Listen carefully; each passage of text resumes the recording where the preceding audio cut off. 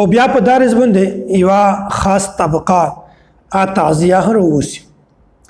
تعزیه کو چې دا بالکل ناجایز کور دی په شریعت کې دغه هیڅ تعلق نشته د حضرت حسین رضی الله تعالی عنہ په شکل باندې یو مجسمه تیار کو یو شکل تیار کو یو انساني شکل یو شای جوړ کو لکه بت دا ته د سجده لګوي حالانکه الله تعالی نه بغیر بل چاته سجده لګول دا د شریعت د مزاج خلاف ده شرک دی الله تعالی د هر انسان مغفرت کو خود مشرک مغفرت نه کو الله تعالی سره په ذات کې په صفات کې په اسماء کې څوک شریک ولته ته شرک دی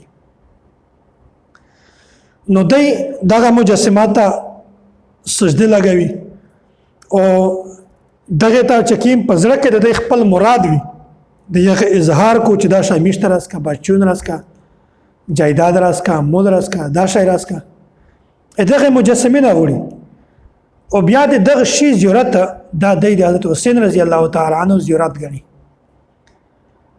دا سوچ کو د خدای چې کدا میشته حضرت حسین رضی الله تعالی عنہ نسته نعوذ بالله هغه صحابي چې د میش د سر تاج دی د رسول الله صلی الله علیه وسلم المسای دی او د حضرت علی کرم الله وجهه فاطمه الزهرا رضی الله تعالی عنها لخت جگر دی بچای دی او داسې کیم ځوانون جنتیون چې دی یغه سردار دی د داس صحابي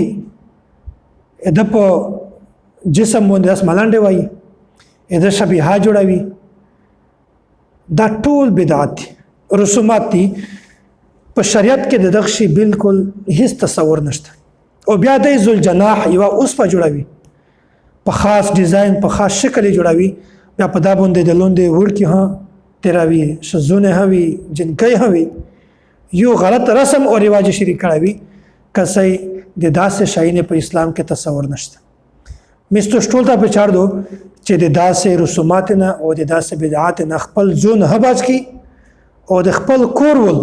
واړی کی ورکی ځوانون شزه جلکۍ دا ټول دغه بدعات او د رسومات نه باج کی الله تعالی د میشتوسته د صحیح دین سمجھ ورنشي